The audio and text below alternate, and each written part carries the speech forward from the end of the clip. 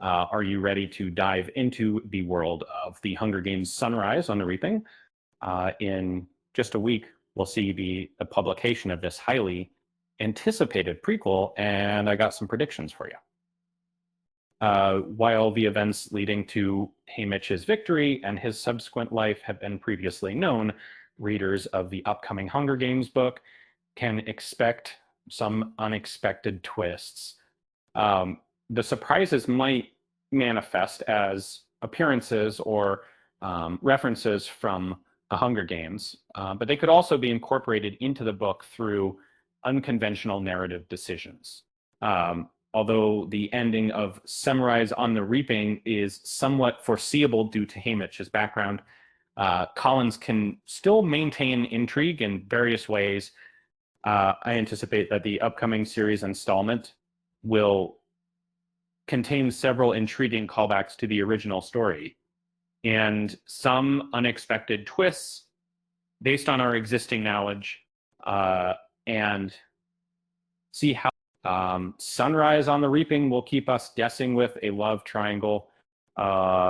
We won't know who becomes Haymitch's girlfriend and dies until the end. As a dedicated movie enthusiast, I must say that Suzanne Collins' Hunger Games series unfolds an intriguing tale where Haymitch's mother, younger sibling, and beloved are brutally taken by all the capital, following his victory in the games, using the arena's protective shield.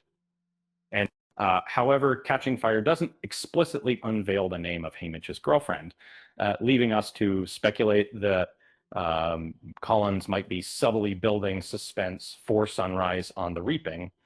In the opening scenes of Haymitch's prequel story, Snow is already in power as president, clearly playing a significant role in the organization of the Second Prequel. What transpires with Haymitch and his loved ones will undoubtedly be tied to Snow's actions. The narrative might delve into Snow's transformation post-ballad, providing a closer look at his evolution. Instead of merely having Haymitch catch brief glimpses from afar, this approach would allow Suzanne Collins to seamlessly link the prequel stories, using the ending of The Ballad of Songbirds and Snake as a foundation for further development. 8. Sunrise on the Reaping will have a similar setup to The Ballad of Songbirds and Snakes. The entire book probably won't be set during the Hunger Games. The main outline for Sunrise on the Reaping seems to follow a pattern that mirrors The Ballad of Songbirds and Snakes. As it appears, the new Hunger Games prequel might dedicate less time to the actual arena event and delve deeper into Haymitch's life post-tournament. This is because much of Haymitch's tragic backstory unfolds once he leaves the arena, just like with Lucy Gray and Snow in The Ballad of Songbirds and Snakes. The prequel of the Hunger Games, set in 2025, is expected to delve into the topic of propaganda, just as the Capitol manipulates information during the games. However, Haymitch's surprising stunt could change everything post-game zone. Suzanne Collins will likely focus on how the Capitol reacts to Haymitch's victory by spinning the story, and she will underscore the devastating consequences Snow's retribution has on Haymitch. And since the Prequel needs to be concluded around the midpoint of Sunrise at the Reaping, it will take several chapters to fully explore these events. 7. Orphle. Haymitch's Hunger Games prequel will finally introduce Katniss Everdeen's father. He'd be in District 12 during Haymitch's tournament. In Sunrise at the Harvest Festival, readers gain insights into Haymitch's character, But it would be intriguing to delve deeper into other District 12 residents who were present during the 50th quarter quell. This could potentially include Katniss' parents, as they are roughly the same age as Haymitch in the prequel setting. And given how scant information we have about Katniss's father, it's plausible that he may be introduced in Sunrise at the Harvest Festival. As a movie enthusiast looking back on the Hunger Games trilogy, having Katniss Everdeen's father appear briefly in the new film would serve as a subtle yet impactful nod to the original storyline. This brief encounter could add an extra layer of poignancy to his character, making his eventual fate even more heart-wrenching when reflected upon.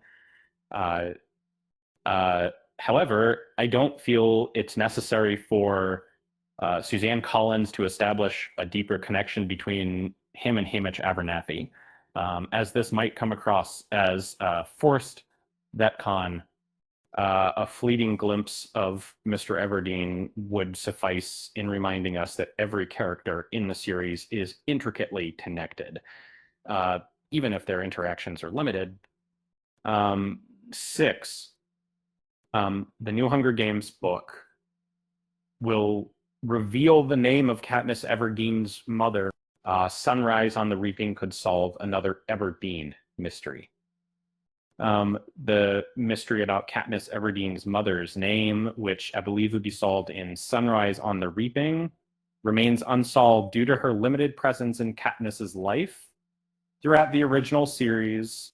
Intriguingly, her name was never mentioned in the original books, possibly because she wasn't a significant figure in Katniss's life. As Katniss describes it, her mother's spirit withers away after the loss of her husband. However, as Katniss becomes more active in Catching Fire and Mockingjay, she is still not given a name. This seems like an unusual choice, but it could be addressed or reversed by Haymitch's prequel story in District 12, where Katniss Everdeen's mom resides. At the time when Haymitch is selected for the Hunger Games, they don't appear to be well-acquainted characters in the original narrative. Although their interaction might be limited in Sunrise on the Reaping, it could offer a brief appearance by Katniss's mother, providing an opportunity to disclose her first name as well. Possibly other familiar Hunger Games winners will show up in Haymitch's story. There's still the question of who Haymitch mentor will be. In Haymitch's Hunger Games prequel, we have a chance to delve deeper into District 12 side characters, but it could also introduce previous winners from other districts. I'm particularly intrigued by who mentors Haymitch during the 50th Hunger Games, since Lucy Gray is the only District 12 victor at that time, and she's not available to assist. Readers have proposed the notion that a former winner from another district might take her place, and I believe this would be an excellent method for Sunrise on the Weeping to flesh out characters introduced in Catching Fire. In the upcoming story, Sunrise on the Leaping, it's possible that some characters who have previously triumphed in the Hunger Games, like Mags, Beatty, and Chaff, could offer guidance to Haymitch and his District 12 companions. Among them, Beatty would be a fitting choice, given his role in revealing the force field secret to Katniss in the original series. It's intriguing to consider that he might have also been instrumental in Haymitch's revelation 25 years prior, or perhaps their friendship could stem from the second quarter quell event. Any such connections between Sunrise on the Reaping and Catching Fire would add an exciting layer of continuity to the narrative. 4, we'll see the Mockingjay pin again through Maisily, Donna's character. Her niece is the one who gives the token to Katniss. In book 1, in the first book of the Hunger Games, Madge Undersea, the mayor's daughter from District 12, passes her Mockingjay pin to Katniss. I believe this symbolic token may play a role in Haymitch's narrative as well. We know that Maisily Donner, Madge's aunt, was one of the tributes chosen for the 50th Hunger Games tournament from District 12. It's quite possible that the novel Sunrise on the Reaping will explore this connection by depicting Maisily wearing the pin in the arena as well. This alternative approach could link the prequels seamlessly with the original trilogy, following the hints dropped in the Ballad of Songbirds and Snakes. Similarly, the spin-off subtly introduces the Mockingjay symbolism, focusing on the jabberjays that evolve into other bird species, and also stirring Snow's anger. And as these prequels build a foundation for future events, it feels natural to include more references to Katniss's role as the Mockingjay in the subsequent installments. 3, Sunrise on the Reaping will confirm Katniss Everdeen's connection to Lucy Gray. Lenore Dove could be the key to their Covey connection. There's been talk about the possibility that Katniss Everdeen and Lucy Gray might be related since the Ballad of Songbirds and Snakes was released. And I believe Sunrise on the Reaping could provide answers to all these rumors. A recent, possibly limited, something that Tried does like miss. It's a bit of a long shot, but Haymitch's love interest, Lenore Dove, shares a similar name pattern with the Covey, leading some to suspect that they are connected, offering. We already know that Lucy Gray is part of the Covey, and many believe Katniss too has ties to them.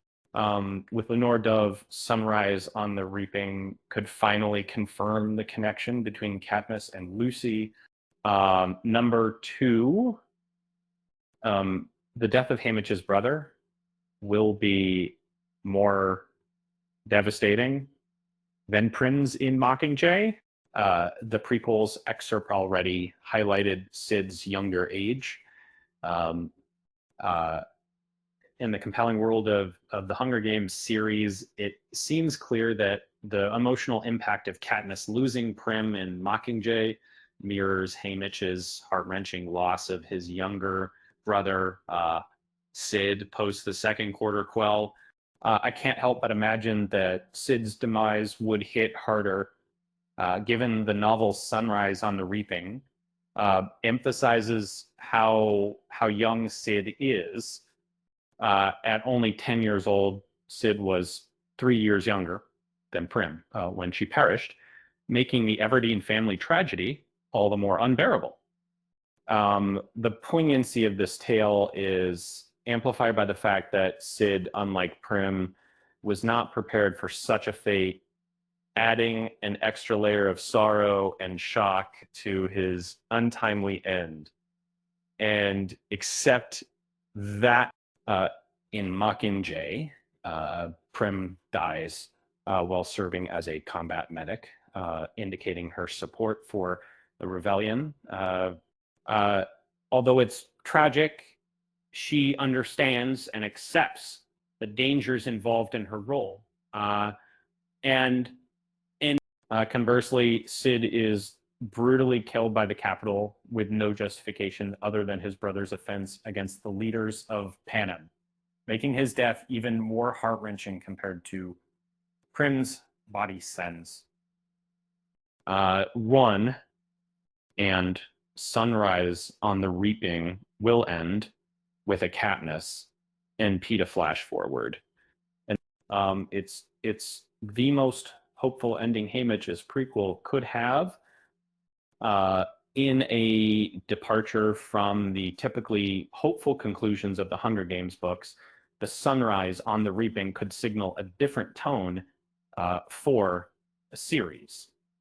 However, it's possible to maintain uh, somewhat optimistic final scene in Haymitch's prequel without compromising its darker themes.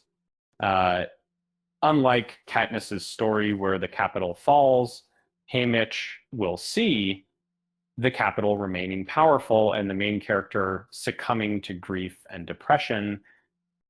Even Lucy Gray's fate leaves room for hope, but Haymitch's story might fall short in this aspect. The only way to infuse it with a glimmer of optimism could be through a conclusion involving Katniss and Peeta. In Sunrise, uh, at the reaping, paving the way for Haymitch's future journey. With that said, thanks for watching, and until next time.